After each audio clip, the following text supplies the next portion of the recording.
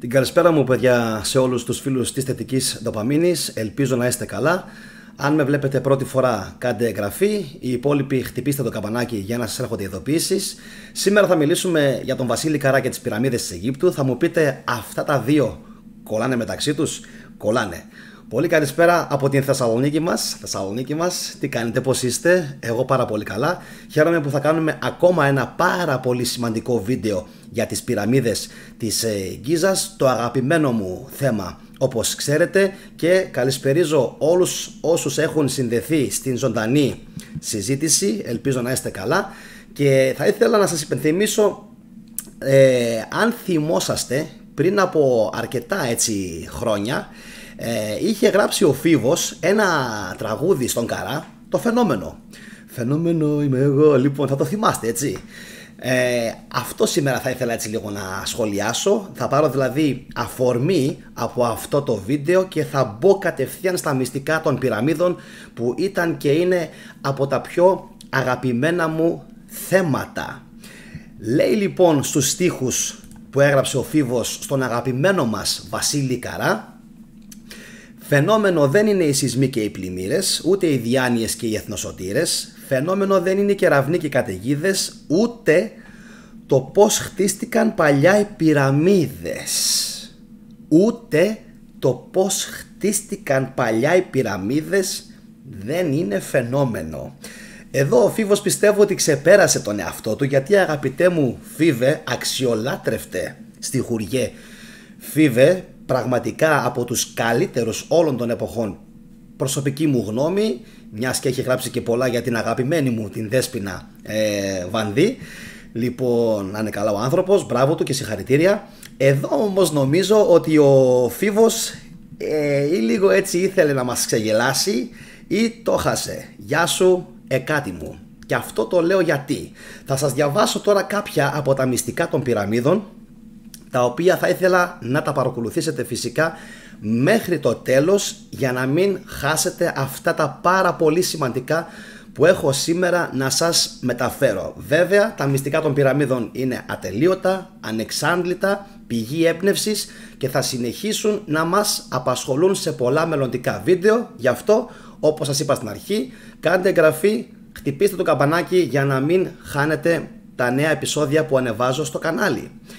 Πρώτο λοιπόν και μεγαλύτερο, παιδιά, φαινόμενο. Όχι απλά είναι οι πυραμίδες φαινόμενα, όχι είναι φαινομενικές, είναι υπερφαινομενικές, είναι θεϊκές. Κανείς δεν μπορεί μέχρι σήμερα να εξηγήσει τι, πώς, πού, πότε, γιατί. Κανείς. Είναι αδύνατον, ασύλληπτο το πόσο τεράστια είναι η γνώση η οποία εμπερικλείεται σε αυτές εδώ τις κατασκευές, οι οποίες είναι εντελώς κάτι διαφορετικό από αυτό που μας έχουν πει. Και πιο συγκεκριμένα, δεν υπάρχει περίπτωση, κόβω το κεφάλι μου, ούτε 1 στο δισεκατομμύριο, για σου πόλη μου, να τις έχτισαν οι Αιγύπτιοι. Αυτά τα έχουμε πει, ξέρετε, και σε προηγούμενα επεισόδια. Έχω κάνει πάρα πολλά βίντεο πάνω στις πυραμίδες. Όσοι επίσης θέλετε να δείτε όλα μου τα βίντεο, στον τίτλο από δίπλα υπάρχει το hashtag θετική ντοπαμίνη με μπλε γράμματα. Πατήστε πάνω για να μεταφερθείτε να δείτε όλα μου τα βίντεο. Πάμε λοιπόν, ξεκινάμε με το πρώτο μεγάλο μυστικό που έχουν οι πυραμίδες, και δεν είναι άλλο από το μέγεθός τους, παιδιά. Όχι απλά είναι φαινομενικές, είναι απερίγραπτες, διότι υπάρχουν 2,3 εκατομμύρια ογκόλιθοι. Say what? Τι είπες? 2,3 εκατομμύρια ογκόλιθοι χρησιμοποιήθηκαν για την κατασκευή της Μεγάλης Πυραμίδας. Και αυτό περιλάμβανε 5,5 εκατομμύρια τόνους ασβεστόλιθου και 8.000 τόνους γρανίτη. 5,5 εκατομμύρια τόνους ασβεστόλιθου και 8.000 τόνους γρανίτη. Μυστικό, παράξενο αυτό με το γρανίτη. Γιατί θα σας δείξω σε λίγο στην διάρκεια του βίντεο που τον έχουν χρησιμοποιήσει, και είναι αξιοπερίεργο το για ποιο λόγο τον έχουν βάλει εκεί που τον έβαλαν. Θα δείτε σε λίγο. Λοιπόν, κάθε πέτρα ζυγίζει περίπου 25 μέχρι 80 τόνους. 25 μέχρι 80 τόνους και είτε εξορίσσονταν στην Γκίζα είτε μεταφέρονταν από μακρινές τοποθεσίες όπως η Τούρα και το Ασουάν. Να ξέρετε ότι τα ορυχεία του Ασουάν είναι περίπου 600 χιλιόμετρα μακριά από την Γκίζα, 600 χιλιόμετρα μακριά από την Γκίζα, στον νότο της Αιγύπτου.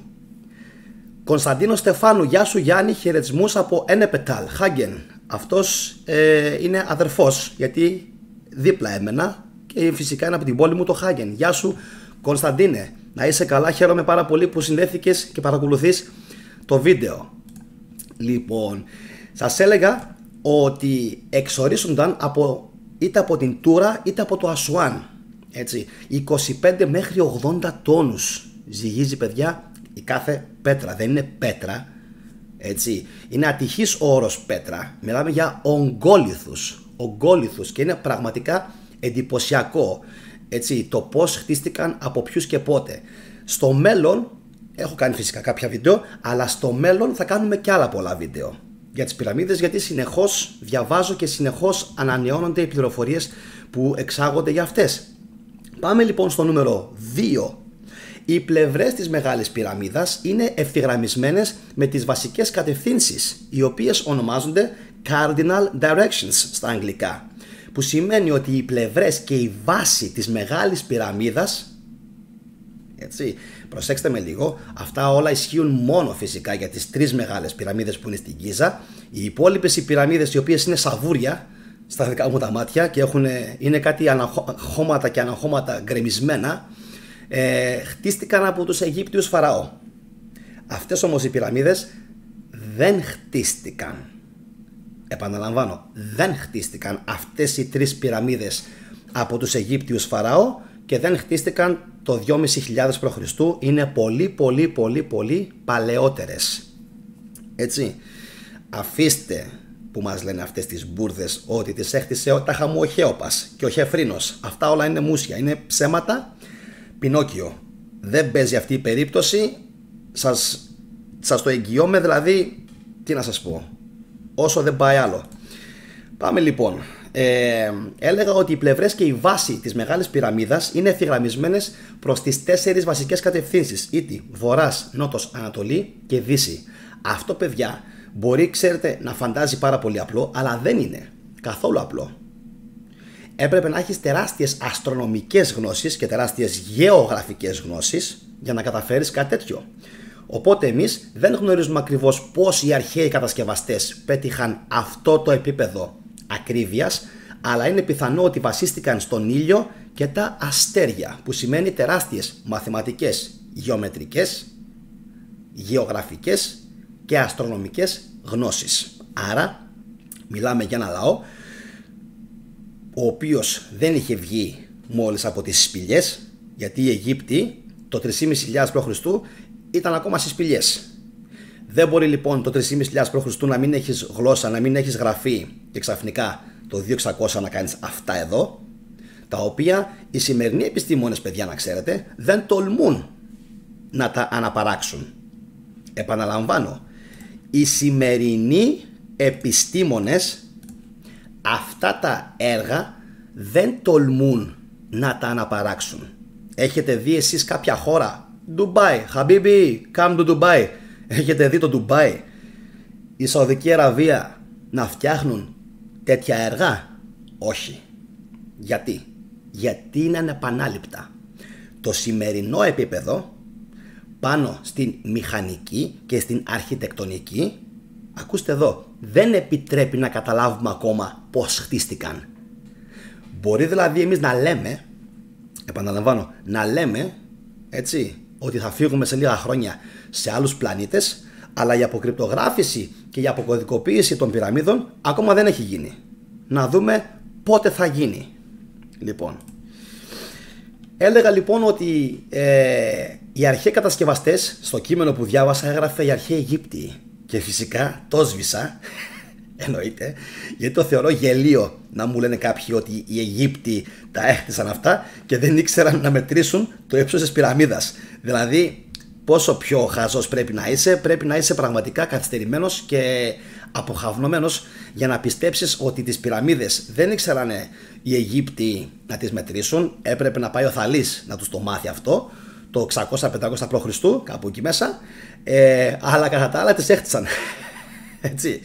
Και αφήστε τις σαχλαμάρες που λέει δυστυχώς ο Ηρόδοτος, γιατί ενώ έχει γράψει πάρα πολλά καλά πράγματα ο Ηρόδοτος, σχετικά με τις πυραμίδες δεν είναι καθόλου αξιόπιστη πηγή, τουλάχιστον βάσει ερευνών του 2010 και μετέπειτα. Προχωράω. Θέλετε κι άλλη απόδειξη ότι οι πυραμίδες δεν είναι τόσο απλές κατασκευές? Αποκλειστική τρισδιάστατη ανακατασκευή των ευρημάτων με ρομπότ εντός της Μεγάλης Πυραμίδας, το οποίο ρομπότ ονομάζεται Jedi, όχι Jedi, Jedi. Να δω λίγο αν μπορώ και να βρω τις εικόνες που θέλω να σας δείξω. Είναι αυτό εδώ, παιδιά, το μηχάνημα, το οποίο το χρησιμοποιούν από το 2008 ήδη. Εγώ τώρα θα μικρύνω λίγο τον εαυτό μου για να βλέπετε πιο εύκολα τις φωτογραφίες. Είναι αυτό λοιπόν το ρομποτάκι, το οποίο το έχουν τοποθετήσει σε διάφορα σημεία, shafts, λέγονται άξονες δηλαδή της πυραμίδας, και δείτε λίγο, είναι μικρή θαλαμίσκη στην ουσία, μικρή θαλαμίσκη εντός της πυραμίδας, και είναι απίστευτο το πόσο ικανοί ήταν οι κατασκευαστές. Δείτε εδώ, πρέπει να πάρεις, είναι φοβερό, πρέπει να πάρεις ρομποτάκι σαν και αυτό, να το σφινώσεις εκεί μέσα για να μπορέσεις να καταλάβεις πού οδηγεί. Και τελικά, ξέρετε, δεν βγάζουν άκρη. Δείτε λίγο, έχω και άλλες φωτογραφίες νομίζω. Αυτή εδώ πρόκειται για μια άλλη ανακάλυψη, την οποία την έχω δει και στο Ancient Aliens, και εκεί πέρα έχουμε, σε αυτό το σημείο ακριβώς δηλαδή, έχουμε να κάνουμε πολλές αναφορές σε πολλά μελλοντικά βίντεο. Όπως σας είπα και στην αρχή, εγγραφή και το καμπανάκι. Γι' αυτό εδώ μπορεί να φαίνεται κάτι πάρα πολύ απλό, αλλά δεν είναι, παιδιά, καθόλου απλό. Οπότε τα λέμε στο μέλλον σχετικά με αυτό εδώ το έβριμα. Πάμε παρακάτω. Νομίζω είχαν τρυπήσει κιόλας, είχαν κάνει μια μικρή τρυπούλα για να δουν τι έχει από πίσω. Και εδώ βλέπουμε ξανά άλλο πάλι.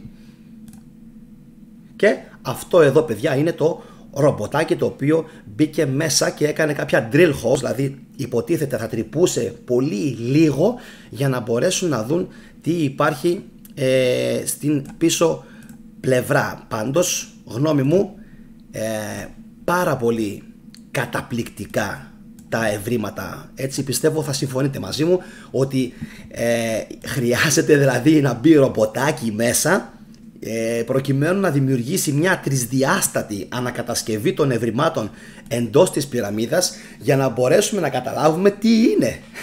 Δηλαδή αυτό το πράγμα δεν υπάρχει. Ζούμε εμείς κατά τα άλλα στο 2023. Γεια σου Κίμωνα και Άννα, καλησπέρα παιδιά. Ζούμε δηλαδή εμείς στο 2023 και ακόμα προσπαθούμε να κάνουμε 3D ανακατασκευές. Και τώρα έρχεται ένα πάρα πολύ βασικό ερώτημα. Δηλαδή, αν εμείς σήμερα πρέπει να κάνουμε 3D ανακατασκευές του εσωτερικού της πυραμίδας για να καταλάβουμε τι και πώς, αυτοί που το κατασκεύασαν είχαν 3D? Εγκεφαλικό, Εμείς, για να κατανοήσουμε το επίπεδο τεχνολογίας που είχαν αυτοί οι άνθρωποι τότε, πρέπει να χρησιμοποιήσουμε 3D. Αυτοί τι χρησιμοποιούσαν? Γράψτε μου κάτω στα σχόλια τι πιστεύετε για το συγκεκριμένο ερώτημα, που πιστεύω ότι αφήνει σίγουρα πολλά άτομα με το σαγόνι ανοιχτό, έτσι, γιατί είναι κάτι το οποίο δεν μπορούμε να το εξηγήσουμε. Συνεχίζω όμως, έχουμε κι άλλα να πούμε, πολλά. Λοιπόν, στη Μεγάλη Πυραμίδα της Γίζας, και εδώ έρχομαι τώρα σε ένα σημείο που θα αρχίσουν απανωτά τα εγκεφαλικά. Τακ, τακ, τακ. Θα αρχίσουν τώρα να πέφτουν έτσι τα εγκεφαλικά. Είμαι σίγουρος, ξέρω τι σας λέω. Λοιπόν, μόνο μην μου πάθετε κάτι. Έρχομαι ίσως στο σημαντικότερο πράγμα που υπάρχει μέσα στις πυραμίδες και το οποίο φυσικά οι mainstream, δηλαδή οι καθώς πρέπει Αιγυπτιολόγοι και αρχαιολόγοι, κάνουν πως δεν το βλέπουν και θέλουν να κάνουν πως δεν το βλέπουν. Γιατί? Πάμε. Στη Μεγάλη Πυραμίδα στην Γκίζα υπάρχει ένας άνω θάλαμος, ο οποίος ονομάζεται The King's Chamber, έτσι, ο θάλαμος του βασιλιά, ο άνω θάλαμος του βασιλιά. Θα σας το δείξω τώρα σε φωτογραφία, το οποίο είναι, λέει, ένα γυμνό αδιάκοσμο πέτρινο δωμάτιο με μια μικροσκοπική πόρτα εισόδου σε μια γωνιά. Το έχουμε? Πάμε λίγο να το δείξουμε, να το βρω λίγο αν είναι αυτό. Εδώ, αυτή λοιπόν, παιδιά, είναι η είσοδος. Δηλαδή, είτε το πιστεύετε είτε όχι, εγώ θα ξαναμικρύνω για να το απολαμβάνετε πιο καλά το βίντεο. Λοιπόν, αυτό εδώ είναι δηλαδή ένα μέρος όπου πρέπει να μπουσολήσεις. Τώρα, όταν θα διαβάσω αυτά που έχω να σας πω, θα πάθετε σοκ. Λοιπόν, είναι αυτός εδώ θάλαμος. Ωραία μέχρι εδώ. Τι είναι? Ένας γυμνός πέτρινος υποτίθεται θάλαμος, έτσι. Όχι. Βλέπετε και εδώ? Όχι. Όχι, όχι. Λοιπόν, αυτό εδώ. Όταν θα σας διαβάσω τώρα τα τεχνικά χαρακτηριστικά αυτού του θαλάμου, ο οποίος, το ξαναλέω, φαίνεται απλός και δεν έχει τίποτα παρά μόνο, αν βλέπετε αυτό εκεί το γρανιτένιο κοιτίο, τι είναι, θα καταλάβετε σε λίγο πως δεν είναι κάτι το απλό. Γιατί? Πάμε να δούμε πως πρόκειται ίσως για ένα από τα μεγαλύτερα κατασκευαστικά θαύματα που έχει φτιάξει ποτέ ο άνθρωπος. Ο άνθρωπος? Ερωτηματικό. Πάμε. Έλεγα λοιπόν ότι στη Μεγάλη Πυραμίδα της Γκίζας ο άνω θάλαμος του βασιλιά είναι ένα γυμνό αδιάκοσμο πέτρινο δωμάτιο με μια μικροσκοπική, όπως σας είχα δείξει πριν, πόρτα εισόδου σε μια γωνιά. Είναι πέτρινο? Όχι. Θα δούμε σε λίγο γιατί. Αυτός ο θάλαμος έχει μια πάρα πολύ παράξενη βιομηχανική λειτουργική ατμόσφαιρα. Δηλαδή, μπαίνεις μέσα και αισθάνεσαι ότι εδώ κάτι δεν πάει καλά. Εδώ μέσα σε αυτόν το θάλαμο κάτι δεν κολλάει. Κάτι είναι out of place που λένε και οι Άγγλοι και οι Αμερικάνοι. Δηλαδή κάτι το κάνει να δείχνει σαν να πρόκειται για κάτι εντελώς διαφορετικό από αυτό που βλέπεις με την πρώτη ματιά. Και μας λένε λοιπόν ότι είναι ένα απλό πέτρινο κουτί με τεράστιους τοίχους. Τεράστιους τοίχους. Είναι λοιπόν ένα απλό πέτρινο κουτί, παύλα θάλαμος, σίγουρα για κάναν βασιλιά που ήθελε εκεί μέσα να ταφεί, έτσι, με τεράστιους τοίχους, λέει, από γρανίτη. Και τώρα προσέξτε, οι τοίχοι που είναι από γρανίτη έχουν πάχος 1 μέτρο. 1 μέτρο. Και σαν να μην φτάνει αυτό, σαν να μην ήταν από μόνο αυτό αρκετό, θα δούμε σε λίγο τι άλλο έχει. Όχι ακριβώς αυτό που θα περίμενε κανείς από έναν βασιλικό τάφο. Έτσι. Τι τάφος είναι αυτό που πρέπει να μπουσουλήσεις για να μπεις μέσα? Τάφος δεν βρέθηκε, μούμια δεν βρέθηκε και συγγνώμη, θα χωρούσε εκεί μέσα σαρκοφάγος? Καταρχάς από αυτήν την πορτούλα, εδώ πέρα, συγγνώμη, από αυτήν εδώ την πορτούλα, εδώ, είναι αδύνατον να χωρέσει σαρκοφάγος. Έτσι. Επίσης είναι αδύνατον να χωρέσουν πάρα πολύ πιστοί για να εισέλθουν εντός και να δουν τι στο καλό υπάρχει εκεί μέσα, να το προσκυνήσουν ή οτιδήποτε άλλο. Σαρκοφάγος από εκεί πέρα δεν μπορούσε να χωρέσει με τίποτα, έτσι, για να μπορέσουν φυσικά να μπορέσει να φιλοξενήσει το σώμα, τη μούμια του εκάστοτε βασιλιά που υποτίθεται πως ήταν θαμμένος εκεί μέσα. Άρα αυτή η θεωρία απορρίπτεται. Και συνεχίζουμε. Τα τυπικά σχόλια μιλούν για ένα δωμάτιο επενδεδημένο με γρανίτη, σαν να αυτή η επένδυση να είναι κάποιο είδους καλλυντικής γυψοσανίδας. Προσέξτε όμως τώρα, έτσι, δηλαδή το προσπερνάνε έτσι, σαν να είναι ένα τίποτα αυτό το δωμάτιο. Εντάξει, αυτό το δωμάτιο είναι το παν στην πυραμίδα σχεδόν. Πάμε να πούμε για ποιο λόγο.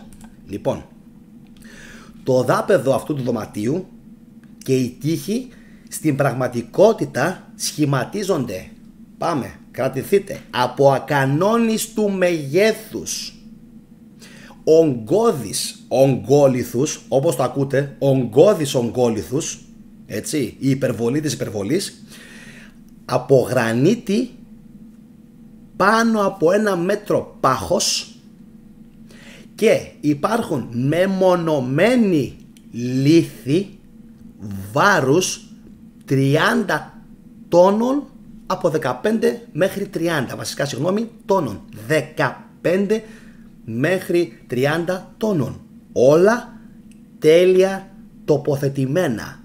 Επαναλαμβάνω, υπάρχουν ογκώδεις ογκόλιθοι από γρανίτη, πάνω από 1 μέτρο πάχος ο καθένας. Φανταστείτε το αυτό, έτσι, μέσα στην πυραμίδα, είναι εντός της πυραμίδας. Και όταν σε λίγο σας πω πού είναι, θα φρικάρετε πιο πολύ. Με μεμονωμένους λίθους βάρους 15 έως 30 τόνων, όλα τέλεια τοποθετημένα. Δεν ξέρω αν το καταλαβαίνετε, αλλά μιλάμε για κυκλόπιο κτίσμα. Επαναλαμβάνω, δεν ξέρω αν το καταλαβαίνετε, μιλάμε για κυκλόπιο κτίσμα. Αυτοί λοιπόν που το κατασκεύασαν αυτό το πράγμα ήταν κατά πάσα πιθανότητα οι ίδιοι άνθρωποι, ποιοι, που κατασκεύαζαν τα μεγαλειθικά μνημεία σε όλα τα μήκη και τα πλάτη της γης.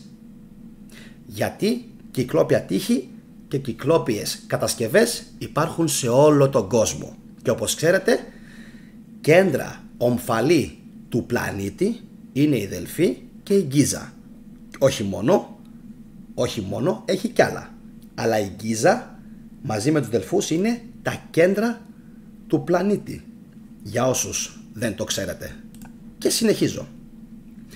Αυτό λοιπόν το δωμάτιο δεν είναι ούτε διακοσμητικό ούτε καλλυντικό, όπως θέλουν να μας πείσουν οι δίθεν Αιγυπτιολόγοι. Είναι κυκλόπιο, όπως το ακούτε, κυκλόπιο μνημειώδες δομικό κτίσμα.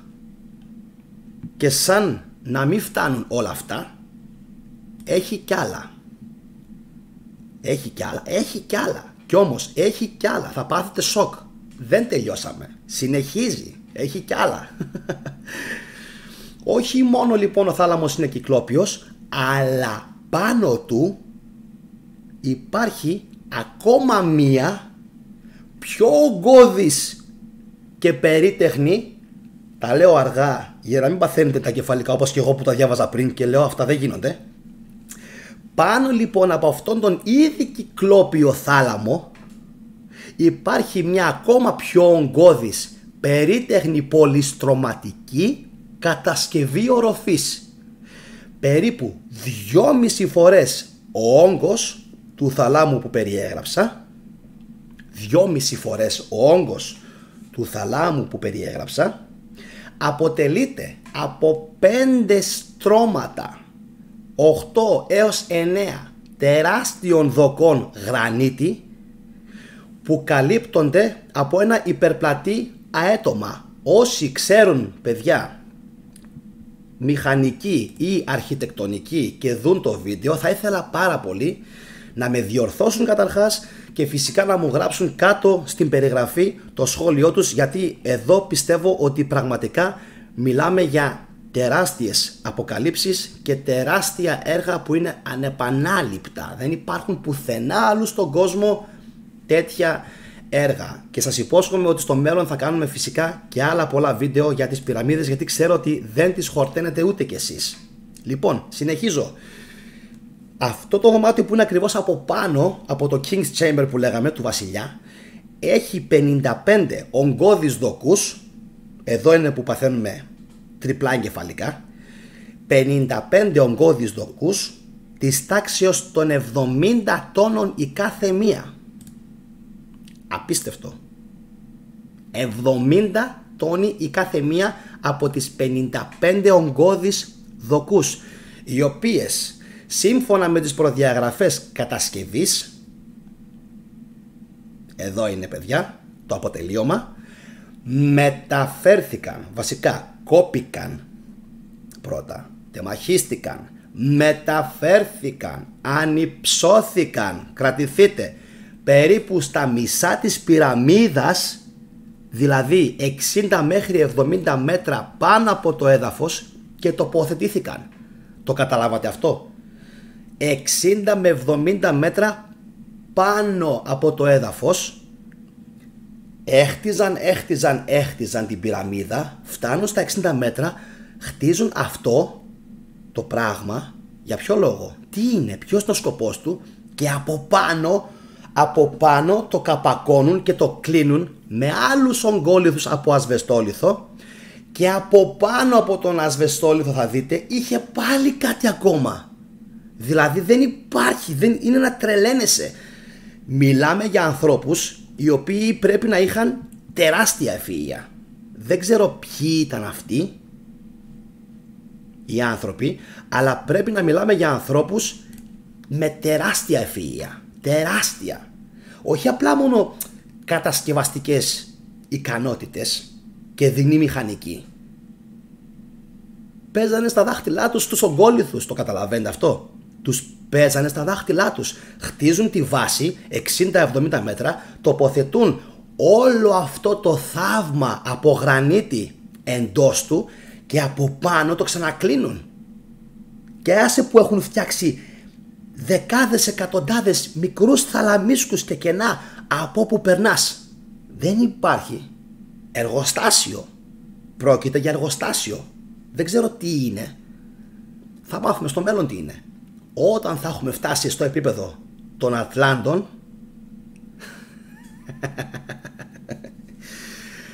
τότε θα μάθουμε τι ήταν αυτό που είχαν κατασκευάσει κάποιοι κάποτε.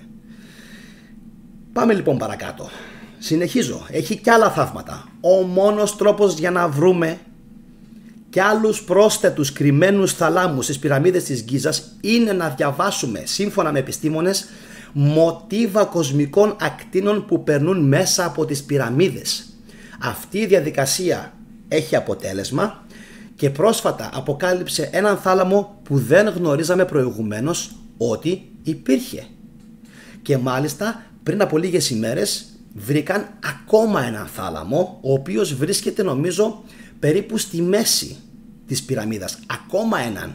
2 δηλαδή. 2. Είναι φοβερό αυτό. 2023 και συνεχίζουμε ακόμα. Λοιπόν, είναι σφραγισμένος. Εδώ είναι το τέτοιο. Ο θάλαμος που βρήκανε τελευταία είναι σφραγισμένος και από όσο μπορούμε να πούμε δεν υπάρχει τρόπος να εισέλθει κάποιος εντός. Τι σας λέει αυτό? Αυτό που έλεγα πριν.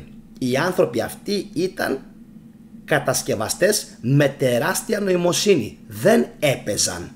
Έφτιαχναν πράγματα τα οποία φαινόταν να έχουν συγκεκριμένο μαθηματικό σκοπό. Έτσι, μαθηματικό, τεχνικό σκοπό. Πάντως είναι το μόνο σίγουρο ότι πρόκειται για εξεζητημένα κατασκευάσματα και όχι για κατασκευές. Έτσι να είχαμε να λέγαμε. Πάμε παρακάτω. Και οι 3 πυραμίδες κάποτε ήταν καλυμμένες με λευκό ασβεστόλιθο. Αυτές οι φωτογραφίες που παίζουν τώρα, παιδιά, αυτές εδώ, δεν ήταν έτσι οι πυραμίδες.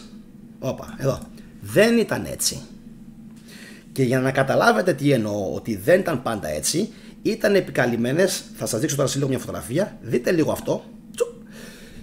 Δείτε λίγο την κορυφή. Είναι η πυραμής του Χεφρίνου αυτή. Βλέπετε την κορυφή της, ότι είναι διαφορετική από το υπόλοιπο το κτίσμα. Τι απέγινε λοιπόν αυτό? Μαντέψτε. Τα ζώα οι Άραβες έπαιρναν κομμάτια για να χτίσουν το Κάιρο. Γιατί κάποιοι λένε ότι καταστράφηκαν με τους σεισμούς. Μην πιστεύετε τίποτα.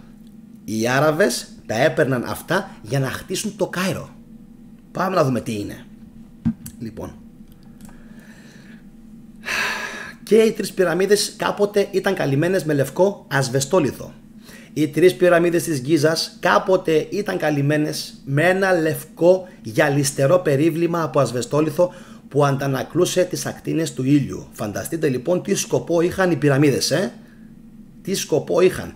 Ωστόσο με τα χρόνια τα ασβεστολιθικά περιβλήματα εξαφανίστηκαν, αυτό που έλεγα πριν, και χρησιμοποιήθηκαν για την κατασκευή άλλων κατασκευών. Δηλαδή αυτό σημαίνει ότι αν πάτε στο Κάιρο μπορεί να δείτε κάτω στο δρόμο κάτι, έτσι, και π.χ. στο πεζοδρόμιο, και να είναι από αυτό το ασβεστολιθικό υλικό. Απίστευτο, έτσι, το τι έχουν κάνει. Μιλάμε για τεράστια γεροσυλία.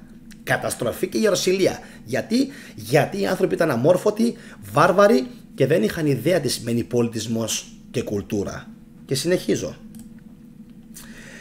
Μπορείτε, λέει, ακόμα να δείτε, λέει το άρθρο, λίγο από το αρχικό περίβλημα στην κορυφή της πυραμίδας του Χεφρίνου. Είναι αυτό που σας δείχνει ο θετικός τώρα στην οθόνη σας, παιδιά.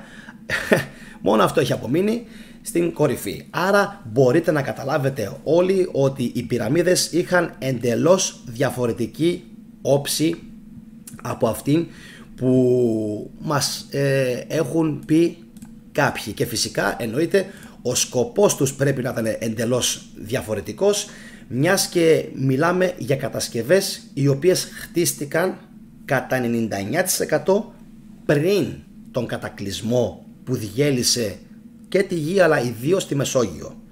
Και εννοείται ότι κατασκευάστηκαν πριν την καταβήθηση της Αιγαΐδας. Και εννοείται ότι κατασκευάστηκαν την εποχή που Έλληνες και βασικά Ελλάδα, και Αίγυπτος ήταν σχεδόν ενωμένες. Γιατί σκεφτείτε ότι η στάθμη της θάλασσας το 10 με 12.000 και 20.000 π.Χ. ήταν, κρατηθείτε, 200 με 300 μέτρα χαμηλότερη. Τα συμπεράσματα φυσικά είναι δικά σας. Αυτά είχα, παιδιά, να σας πω. Κάντε like αν το βίντεο σας άρεσε. Συνεχίστε να παρακολουθείτε βίντεο πατώντας πάνω στο hashtag θετική ντοπαμίνη που είναι δίπλα στον τίτλο με μπλε γράμματα, και αν θέλετε μπορείτε φυσικά να κοινοποιήσετε το βίντεο και να μου γράψετε κάτω στην περιγραφή τα σχόλιά σας. Ευχαριστώ πάρα πολύ για τον χρόνο σας και εύχομαι το βίντεο να σας άρεσε. Καλό βράδυ σε όλους. Καληνύχτα.